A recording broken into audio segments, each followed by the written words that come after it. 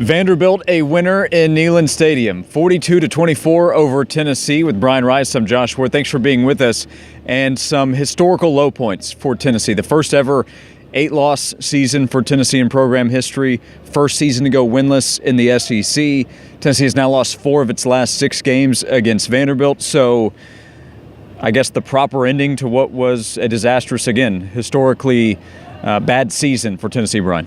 It was a disaster from the start. You saw the signs of it in the Georgia Tech game, and it just spiraled on from there. It was the defense is going to struggle at times, particularly against the run.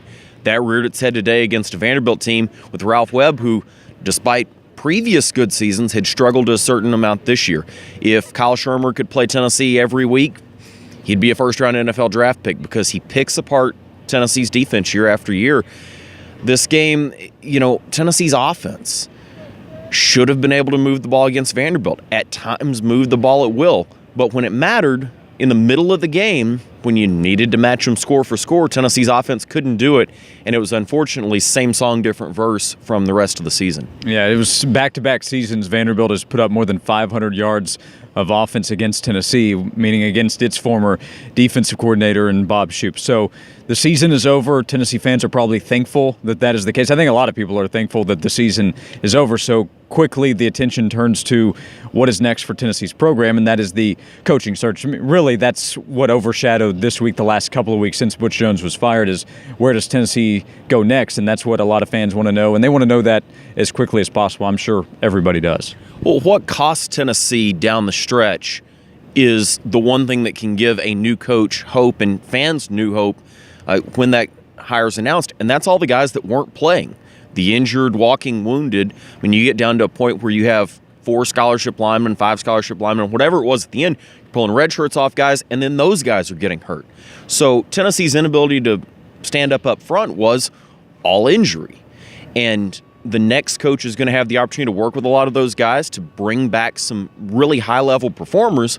But at the end of the day, you're going to have to try to motivate a team that just had the worst season in program history.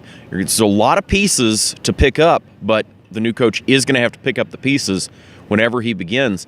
I think Tennessee's going to certainly have to this point the wide net, and they're going to go after, and they're not going to be turned down over money. They're going to go out and say, we're willing to pay this. We have to, because this is a real crossroads point for this program. Florida missed out on their top candidate, but Georgia's rolling with Kirby Smart. They're in the SEC championship game, might be a favorite in that game in his second season. The next coach of Tennessee is going to have a long road in front of him, but is going to have some pieces to start driving down that road, and you've got to make a better hire than Florida at this point.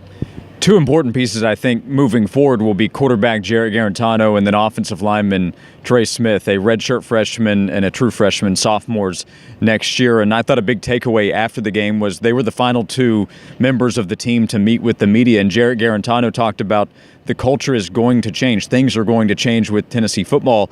And if certain players don't like it, they can leave the program. And as Jarrett Garantano was saying that, Trey Smith nodded along, agreeing with what Jarrett Garantano had to say. So first of all, I'd recommend you go check that out on our website with our post-game coverage and what they had to say.